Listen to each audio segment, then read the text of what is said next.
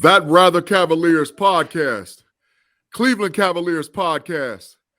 Yo, before we get into the show, we just like to say to all our audio listeners, please just search us on FFSN, That Rather Cavalier.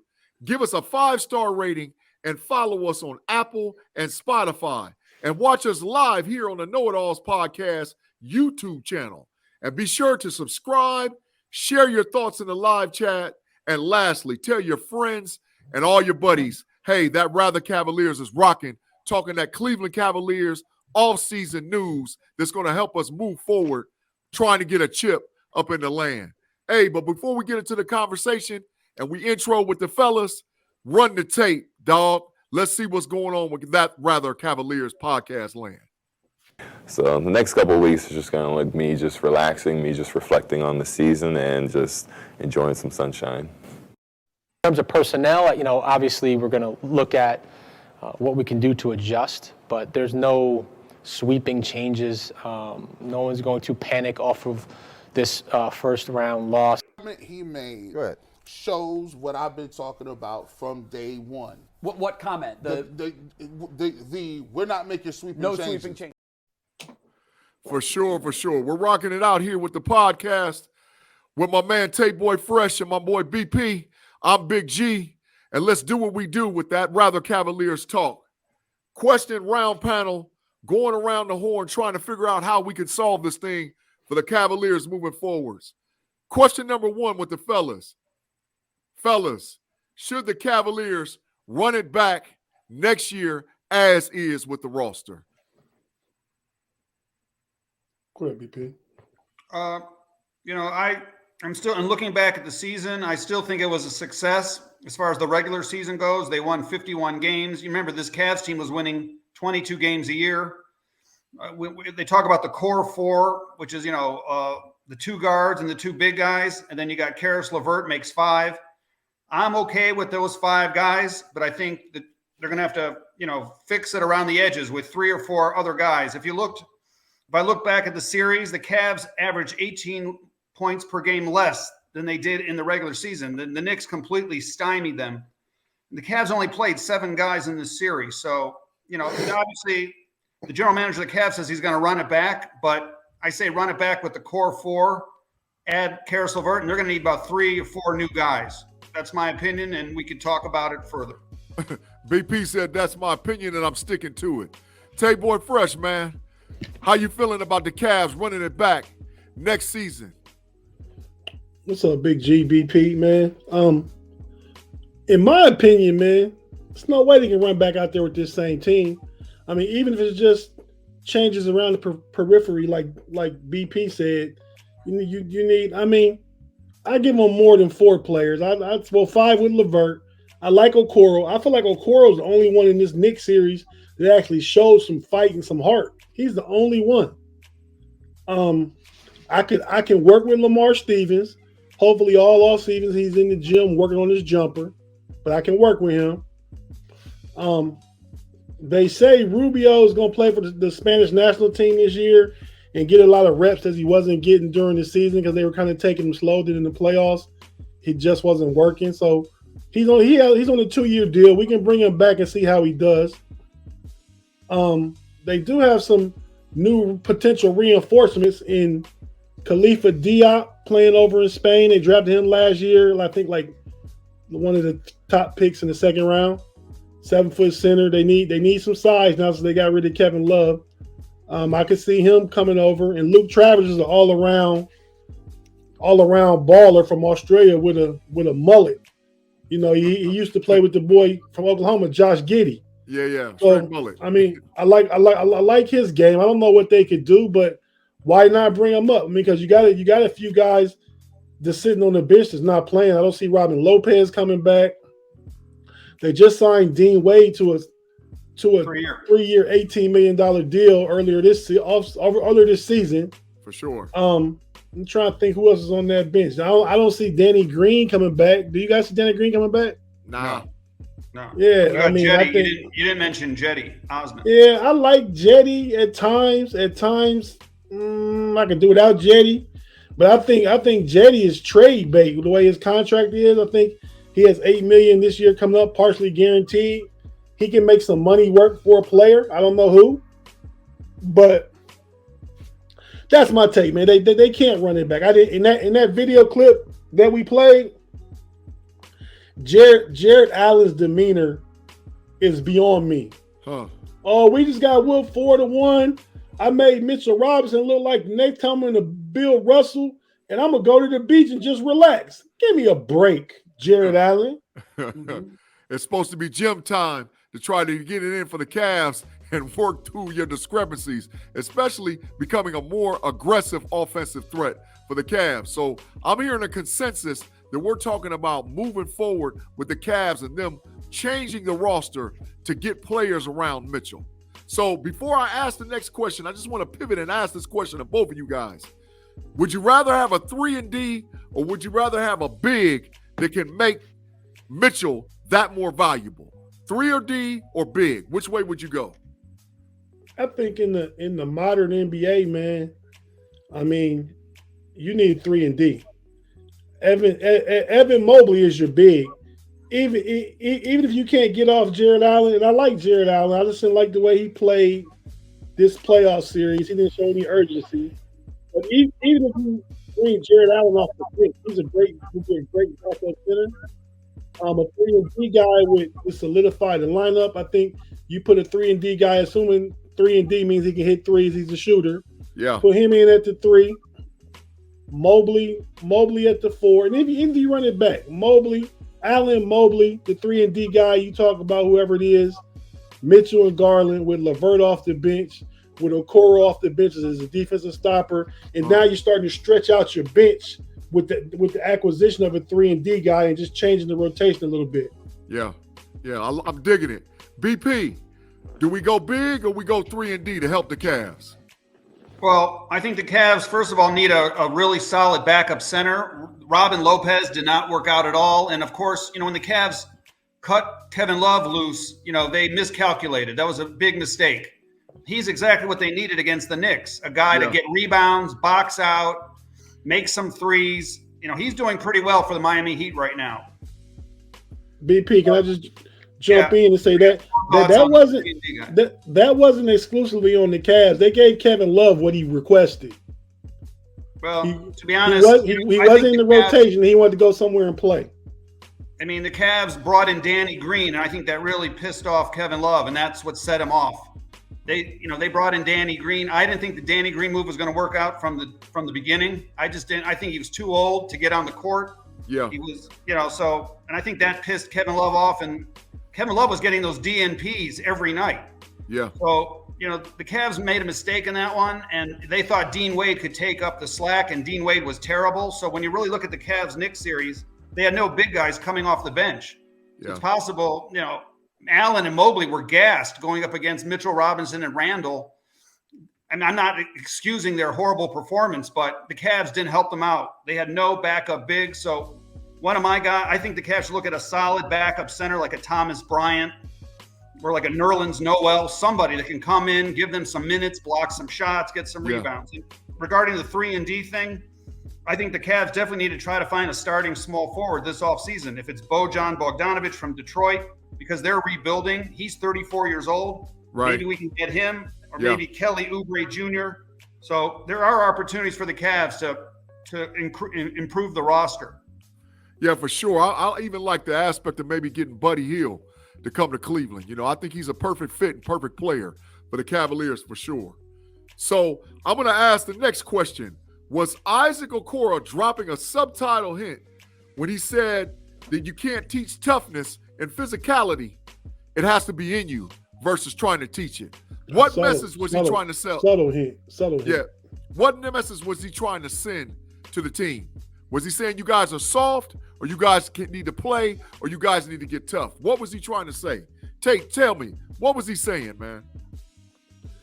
Big G, as I said in the opening, Isaac Okoro was the only one that came to play. He's the only one going mano-a-mano with the New York Knicks, trying to get in Jalen Brunson's jockstrap, D'ing him up, going to the hole with physicality, trying to match the Knicks' physicality. He he would even have been the best match on Julius Randle. Not because it's a good matchup, but just because he was the only one showing that type of effort. Yeah. No other Cav was. So I think he was frustrated because I think he knew the effort he was putting out there during the series at MSG, and I think that was just his subtle way of saying, like, because I think JB, the coach, has said, we need to turn up the physicality, and Okoro saying that's something you can't just turn up. That's not something you just off and on. That's just part of your DNA.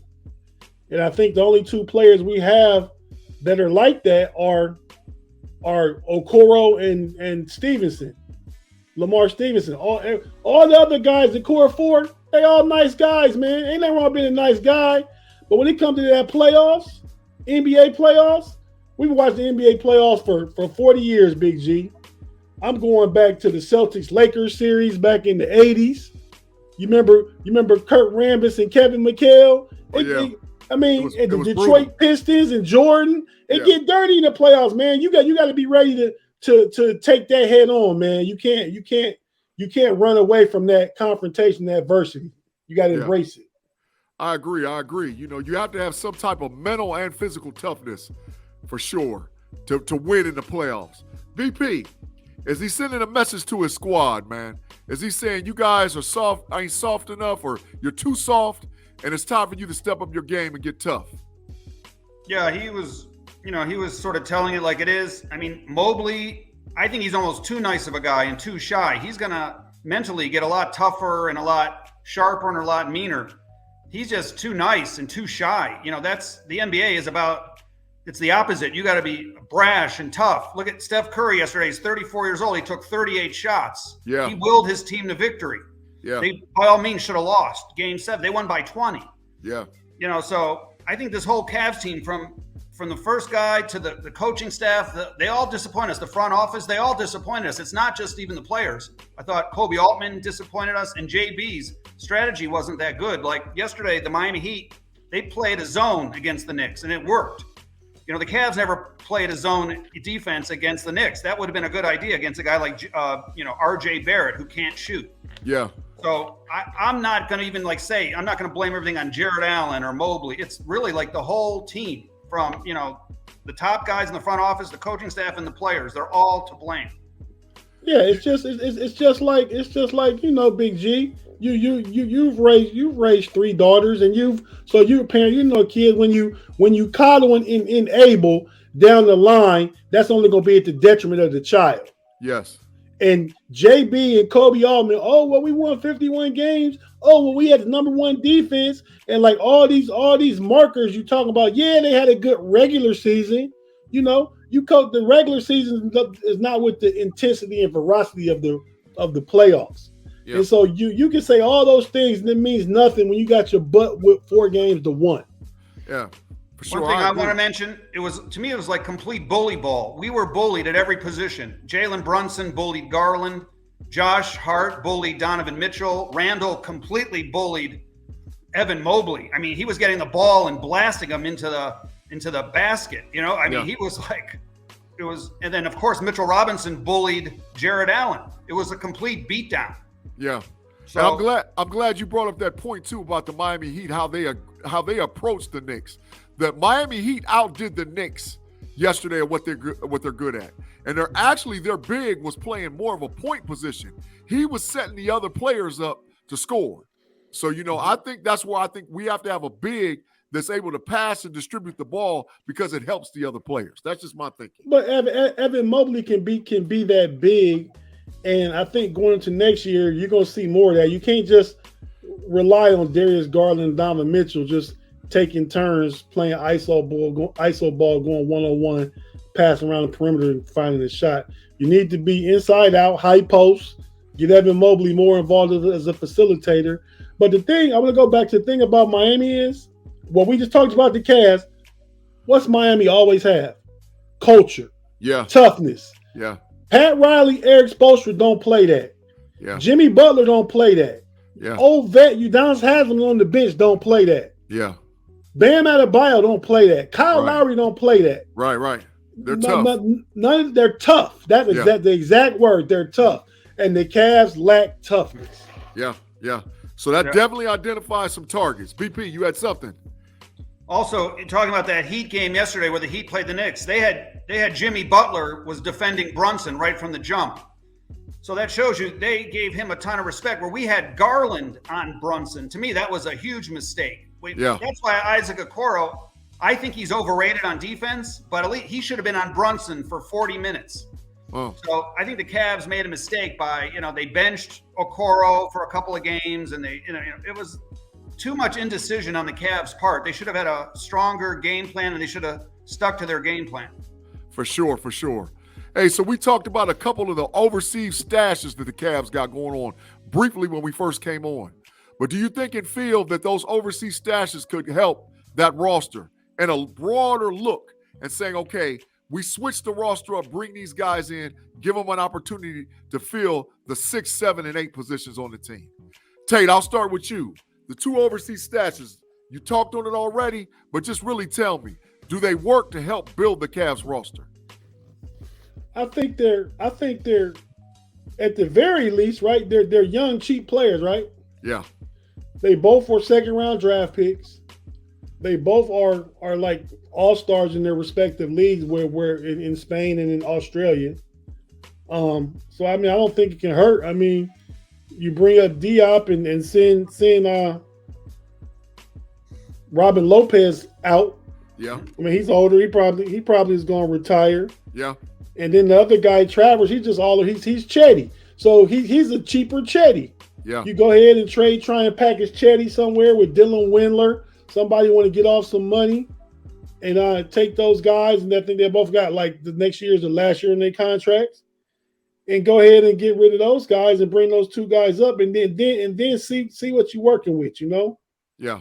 And I really think, just for energy purposes, with the Canton Charge, we got a couple players there. Diakite played good a few games this year. And you got Sharif Cooper, who was a G League All-Star.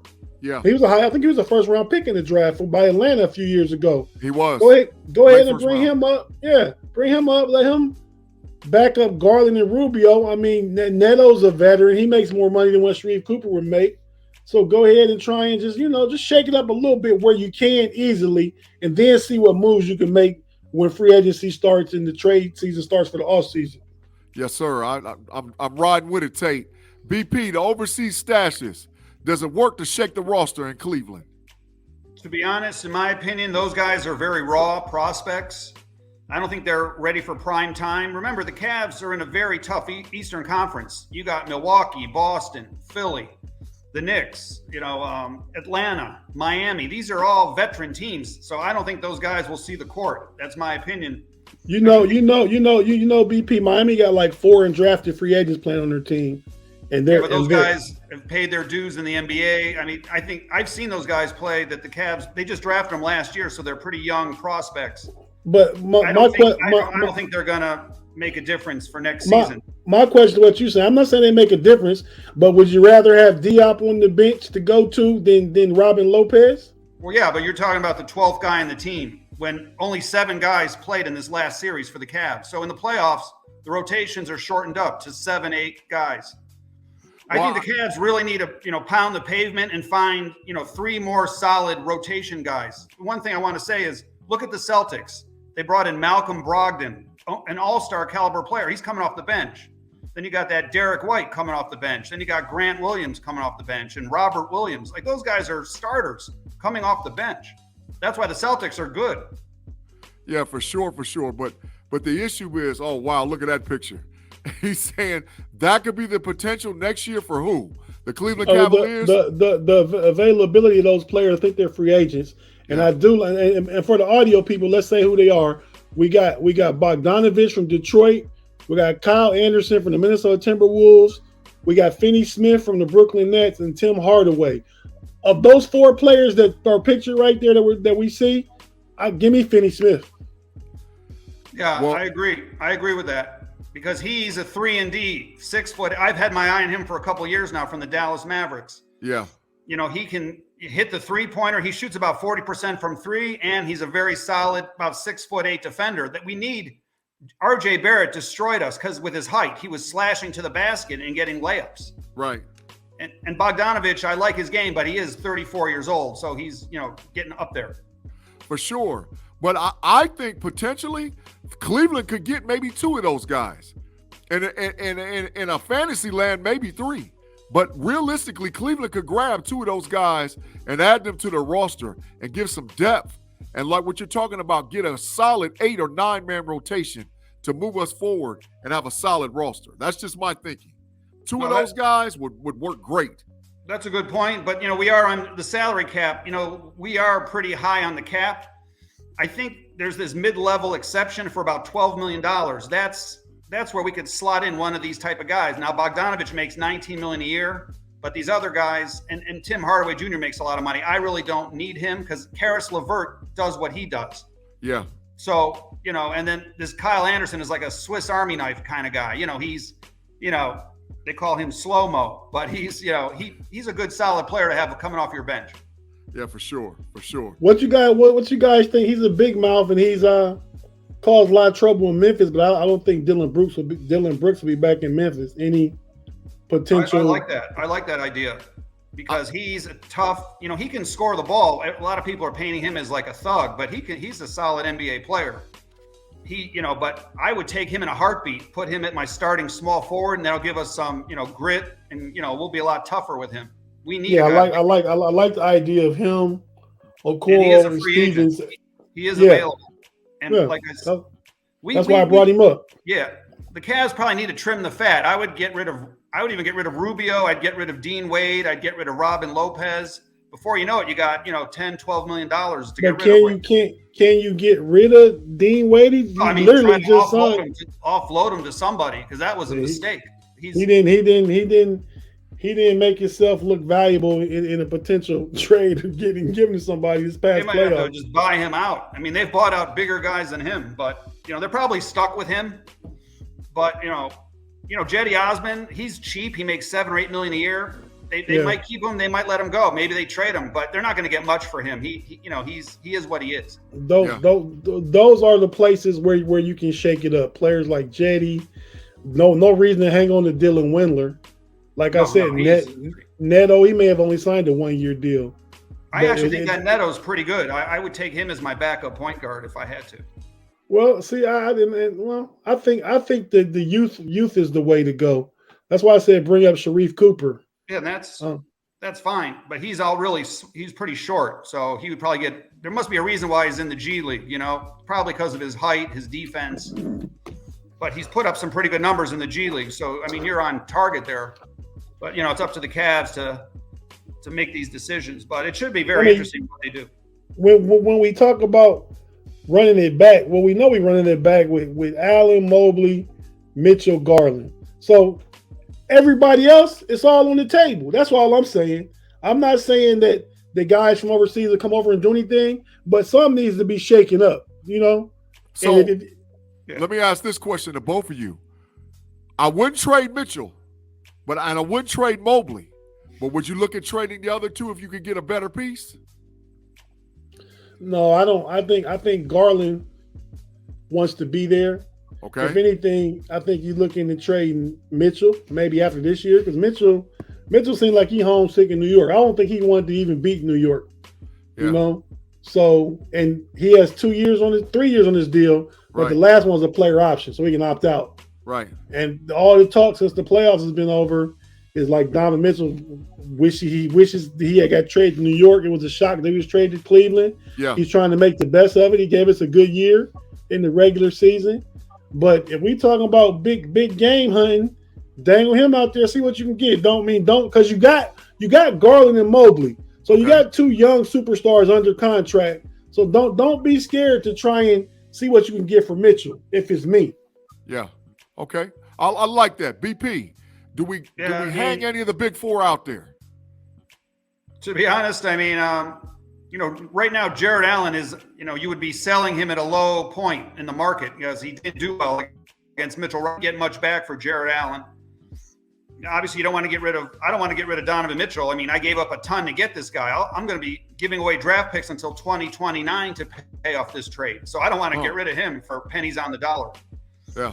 So Well, I don't think it would be pennies on the dollar because he just probably had a first team All Pro season, and if in 2 years he's going to leave you anyway, you have to just be looking at it like that. I'm not saying you dang me trade him now, but you keep that phone line open and you take calls after this season coming up. To be really honest, in my opinion, Garland, I think Donovan Mitchell and Garland kind of do the same thing. They're both 6'1", scoring guards. Yeah. But I don't think the Cavs want to get rid of Garland, and he's got a huge contract. He's making that max contract about $38 million a year. So, good luck trading him. Just about every team in the NBA already has a starting point guard. So I think the Cavs should run it back with the core four, bring back Karis LeVert because he is a free agent. They don't have to bring back Karis LeVert, but they probably will. Yeah. And then I think they should improve the team on the fringes with 3 or 4 new guys, and run it back from there. Also, I think with another year of experience, Evan Mobley will be better. He did disappoint us all in the playoffs, and I think it was a good learning lesson for him.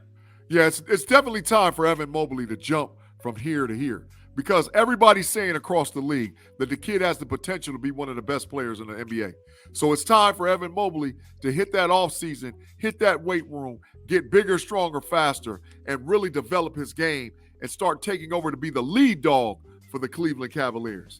I heard he's getting a gym built in his house this summer. I'm not mad at him. Do whatever you got to do to put yourself in position to become a champion. One thing you were talking about some of those foreign guys, but Evan Mobley's brother is a pretty good ball player, Isaiah Mobley. Yeah. I always thought maybe he could be the backup center, but he's also kind of light in the britches. But he played center at USC.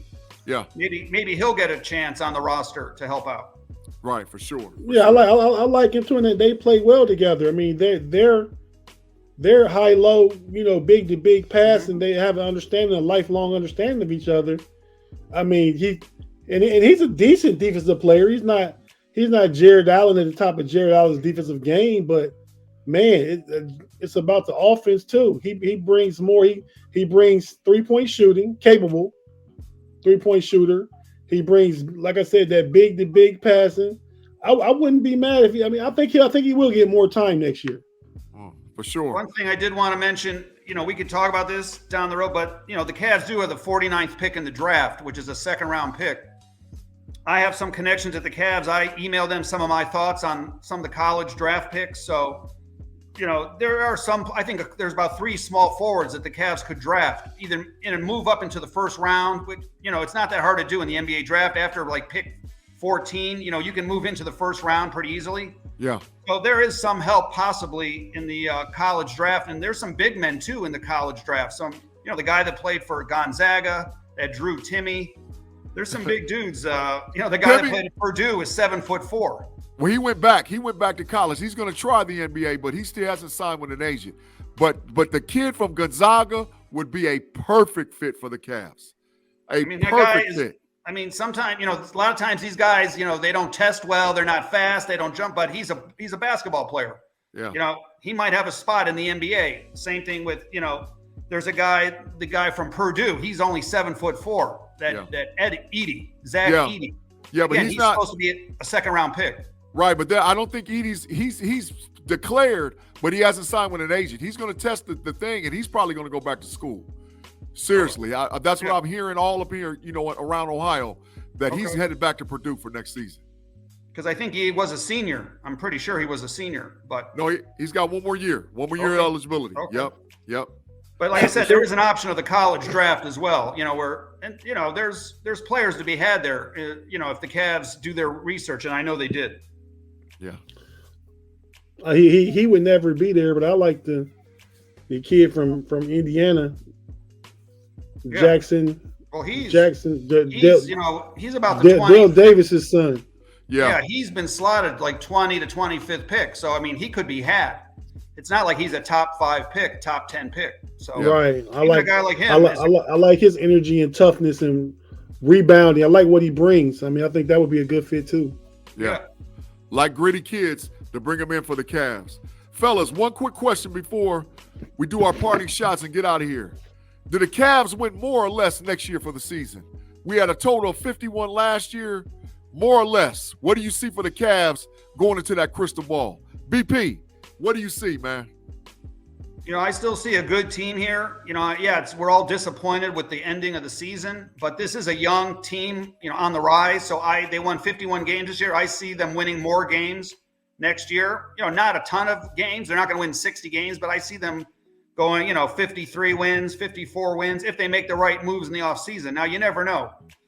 I actually, the Cavs seem to be married to this Isaac Okoro. I think he's good, but, I think Obi Toppin outplayed him in the Knicks series. So, again, if, I can see them making some strong changes, maybe going with some, burlier veteran guys. So, again, if the Cavs make some right moves, Okoro could be used as trade bait also. Yeah. So if they make the right moves, I think they'll win more games next year than they did this past year.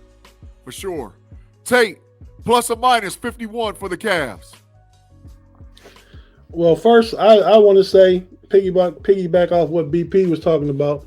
I like Isaac Okoro. I like him a lot. We just said, what does the Cavs need? Toughness. And we want to trade away the toughest guy that's currently on the team? I don't necessarily agree with that. He does need offensive work, but if you remember his first 3 or 4 years, you remember how Jimmy Butler was? Yeah. Jimmy Butler was just a defensive player. Yeah. The only thing, Butler was the 30th pick in the draft. This kid was the 5th pick in the draft. So, in my opinion, he's been disappointing. For the 5th pick in the draft, he's been disappointing. I don't know if he's been disappointing, but to me, he's scoring 6 points a game. For a 5th pick, but we knew he was all defense. And in fairness to Isaac Okoro, he really hasn't had a chance to show his offensive game. Not that he has much of one, but they want him to spot up in the corner and shoot. When he gets his opportunity to try and drive hard to the basket, he usually does well. I think his free throw shooting went up to 75% this year, so he's trending in the right direction, I think. And he's the toughest defender and toughest guy on the team. But as far as 51 wins, Big G, I don't care. They can win 47 games. Yeah. Do something in the playoffs. Yeah. The good teams don't worry about the regular season. They just want to get in. And if you can get a top 4 seed and get home court advantage in the first round, you go for it. Yeah. But that's not the thing here. So they went from 22 to 44 wins to 51 wins. Now if they settle somewhere around anywhere between 48 and 54, that's a 6-game spread. It really don't matter to me. Yeah. It matters to me what you do in the playoffs. Yeah. Go ahead. No, so I'm just saying that's where I'm at. Yeah. If that's never more evident, that's evident in this year's playoffs. Seeding had no nothing. You got the Golden State Warriors playing the Los Angeles Lakers out west. You got the Phoenix Suns who knocked off the Los Angeles Clippers. You got the New York Knicks lower seed 5 playing the 8 seed Miami Heat. Seeding doesn't matter. I want to get in the playoffs and make some noise. And that's how it works. Yeah, that's how it works. But the Golden State's going to be hosting the Lakers, right? Yeah. Mm-hmm. Okay. Yeah. Golden State's a 6. The Lakers is a 7. Yep. All right, fellas, parting shots. What you got to say tonight about those Cavs and moving forward in this offseason? Well, I just want to tell the listeners and stuff, man. We got we kind of wrapping up the season with what we think what needs to change and the playoff humiliation that was handed to us at the hand of the New York Knicks. We just want to say that during the offseason, Big G, BP, and myself will still be here on That's Rather Cavalier. We'll be breaking down player analysis, like we kind of just briefly got into Isaac Okoro. We can have a whole show debating and talking about each of the players that's in the rotation for the Cavs, and we'll do something like that. As the free agency comes, the beginning of July, we'll talk about potential offseason moves, and the draft is in June, and we'll talk about free agency. So we just want you to know that we'll be here on That's Rather Cavalier podcast, still talking about our I don't want to do like Big G and say beloved Cavs, but talking about our team. Beloved is your thing, Big G. Oh, for sure. Parting shots, BP. What you saying about the Cavs moving forward and rocking with the podcast? Well, first of all, I want to thank everybody for listening. It's been fun. I wish we had more victories in the playoffs to have, to basically talk about. It was a lot more fun to do a show after we won, as opposed to when they lost.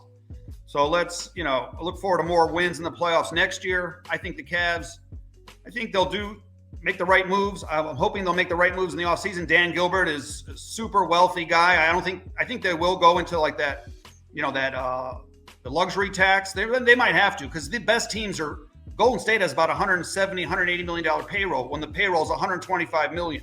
Yeah. So they are paying these huge luxury tax bills that the Cavs have said they want to avoid, but I don't know if they can avoid that anymore. So I'm looking forward to a good offseason, bringing in some of these guys we've talked about. Even a guy like Rui Hachimura that was on the Wizards, now he's on the Lakers. He's a free agent. Kelly Oubre Jr. is a free agent. I want to see one of these top, youngish guys, small forwards on this Cavs team next year. I don't mind bringing Isaac Okoro off the bench, but if we have to keep starting guys like Isaac Okoro and Dean Wade, it's not going to work out. Even, Karis LeVert is good off the bench. So if we can come in, next season into the fall of next season with 8 or 9 really super strong guys, along with a backup center, I'll be happy. And I think, we got a great team here. I don't want to lose Donovan Mitchell. I don't want to lose, any of these core 4 guys. I love Jared Allen, but he needs to be better. He needs to learn from this playoff series against the Knicks. But I want to thank everybody for listening. It's been fun working with you guys, and hopefully we can do more of this stuff. And it was fun when we brought in the guy from the Knicks as well. We could do that with other teams, and look forward to next season. But I think next season will be a better season than this past season. That's for sure, for sure. Hey, thanks for checking us out on That's Rather Cavaliers podcast on the Fans First Sports Network. Thanks for listening on Apple and Spotify and watching us on YouTube, the Know-It-Alls channel. Please like and subscribe. Check us out and download the podcast. As for me, Big G, my boy Tate Boy Fresh, and you know how we do with BP. Thanks for listening. We're out of here. Peace. Let's go!